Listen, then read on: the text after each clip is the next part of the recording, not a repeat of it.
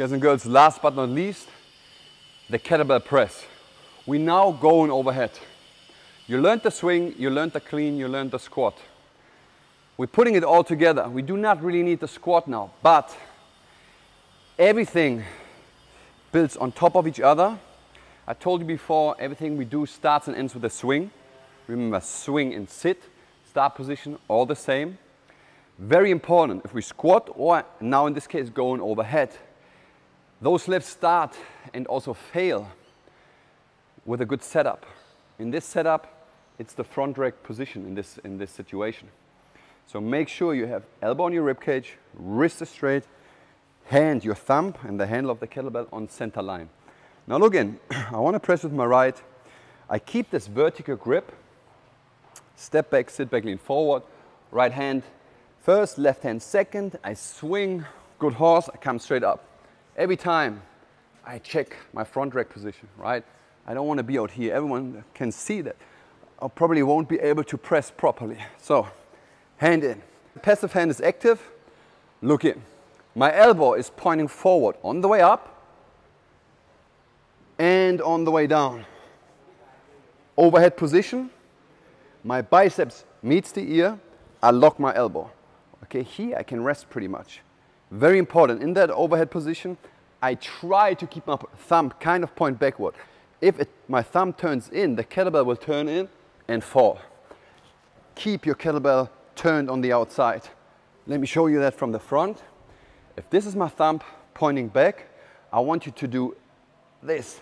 You're working for it. You might not be able to do it, but as long as you're working for it, it stops the kettlebell from moving in, falling towards you. So, back to the front rack position, overhead press. Passive hand is active, you focus on elbow pointing forward on the way up, a bit of a moment of control overhead, hand to your chest. Elbow is pointing up, hand to my chest. You see I will move now faster on the way down. Hand to my chest. If you feel comfortable, you do what we call cutting the rope. I press up, I cut the rope, catch it. If you don't feel comfortable, don't worry. Press on the way up, biceps on the ear, elbow straight, back to the chest. Just catch the kettlebell on soft knees. You never want to let your elbow come out and press like this. That is not good for your shoulder. Keep the elbow pointing forward on the way up and on the way down. Take a moment to feel some control overhead and always start and finish in your front rack. So focus on hand back to your chest. That's the main thing I want you to focus on. Now, if you're new to the kettlebell, the weight you have at home might be a little heavy to press overhead. It might be great to swing, great to squat, but pressing overhead might be an issue. Whatever we do in here, you can do, if you have it, with a lighter kettlebell or with the dumbbell. If you don't have a lighter kettlebell, if you don't have a lighter dumbbell, and you can't press the kettlebell you have overhead, I want you to do the following. Remember our goblet squat? We're doing the same. We do a goblet clean, catching it on my open palm. I'm here. Elbows in, and now you do a 2-arm press overhead. Lean, grab, swing, sit.